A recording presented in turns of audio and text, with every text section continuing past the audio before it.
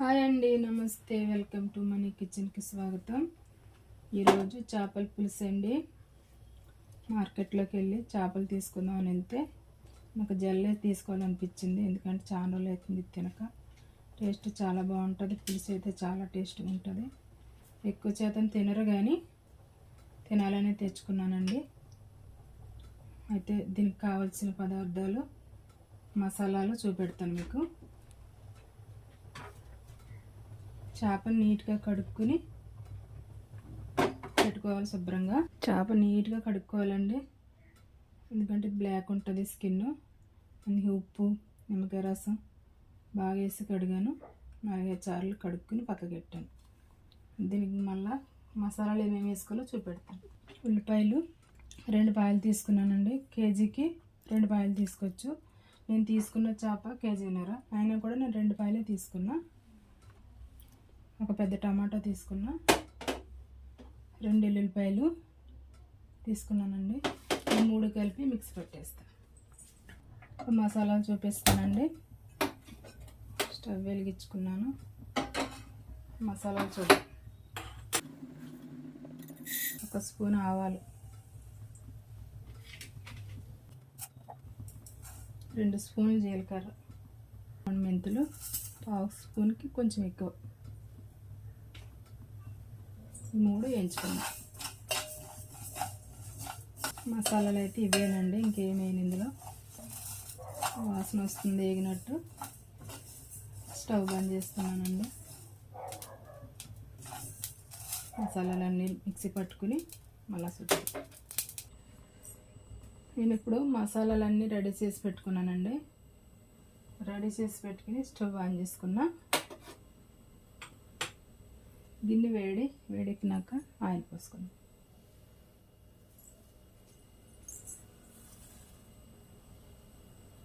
గిన్నె వేడెక్కింది, ఆయిల్ పోసుకుందాం. చేపల పులుసు అంటేనే ఆయిల్ ఎక్కువ పడుతుంది. మనకి ఎక్కువ అనిపిస్తుందంటే ఆయిల్ తీసేసుకుందాం పైన కొంచెం. కూర రెడీ అయ్యాక 3 డబ్బాలు వేసేసాను దీనికి. ఆయిల్ వేడెక్కాక జీలకర్ర, ఒక 1/2 స్పూను ఆవాలు, కరివేపాకు వేసుకొని టమాటా కూడా ఇవ్వండి. టమాటా, ఉల్లిపాయ, ఎల్లుల్లిపాయలండి ఇది పేస్ట్.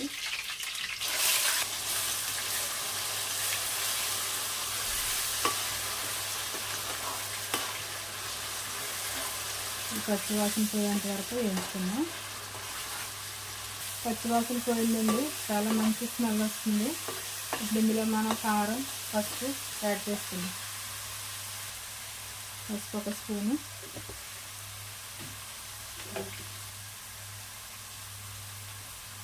ఒకటి, 2,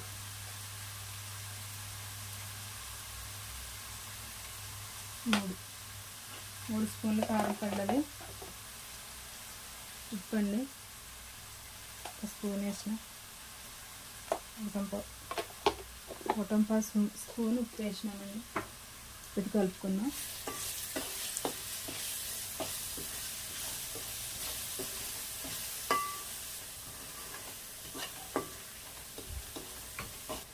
చింతపండు పిలిచి పెట్టుకున్నానండి, పిసికి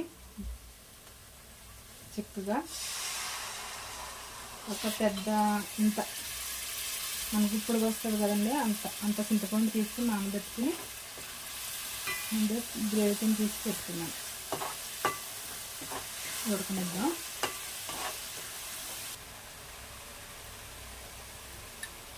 ఇవన్నీ మసాలాలు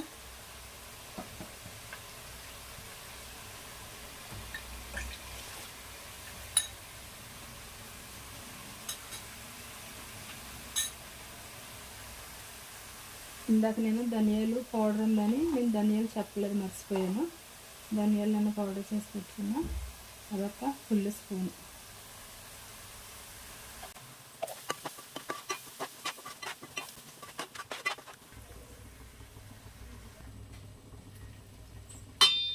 ఆయిల్ పైకి వచ్చింది కదా, గ్రేవీ పచ్చివాసనతో పోయేదాకా వేపుకున్నాము.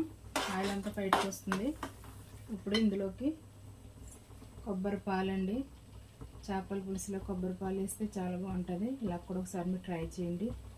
కొబ్బరి ముక్కలు పొడి పొడి వేస్తారు, నేను పాలు వేసుకుంటున్నాను.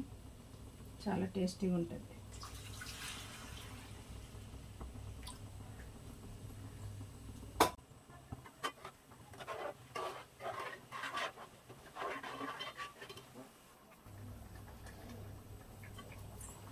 కొంచెం వాటర్ కూడా వేసుకుందామండి, పులుసు ఎక్కువ ఉండాలి.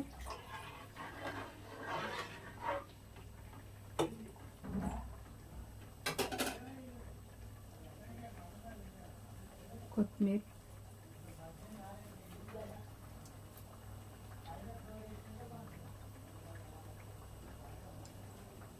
ఇప్పుడు చేపలు వేసుకుందాం.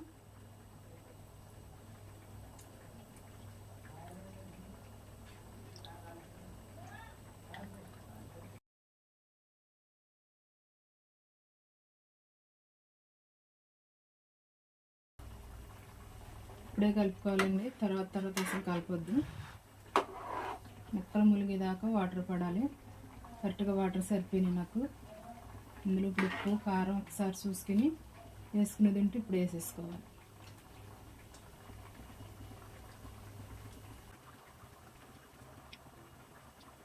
కొంచెం లైట్గా కారం, కొంచెం ఉప్పు పడుతుంది.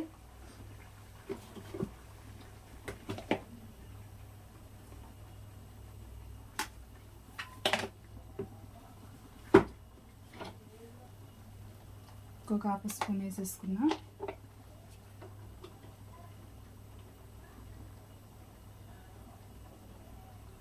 పచ్చిమిరకాయలండి,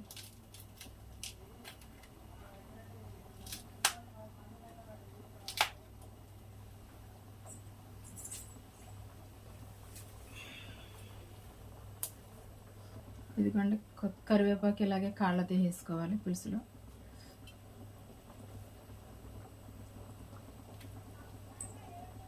పెట్టుకుందాం, కొద్దిసేపు ఉడకనిద్దాం.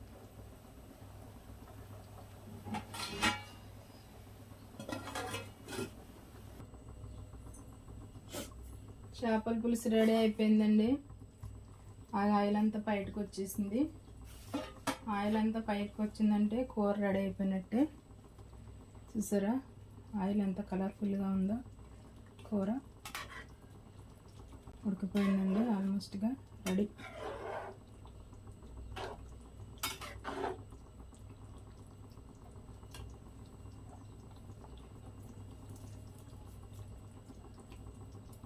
ఓకేనండి, చాలా టేస్టీగా ఉంటుంది. కొబ్బరి పాలు వేసుకుని ఒకసారి చేపల పులుసు మీరు పెట్టుకోండి, టేస్ట్ చూసి ట్రై చేయండి. ఓకేనండి, స్టవ్ బంద్ చేసుకుంటున్నాను. అలా వేసుకుని తింటే చాలా బాగుంటుందండి.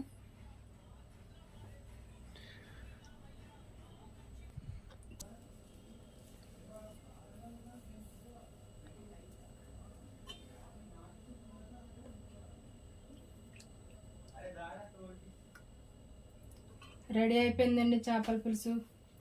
మీరు కూడా నా వీడియో మీకు నచ్చితే ఇలా కూడా ఒకసారి చేసుకుని ట్రై చేయండి. నాకు లైక్ చేయండి, షేర్ చేయండి, సపోర్ట్ చేయండి.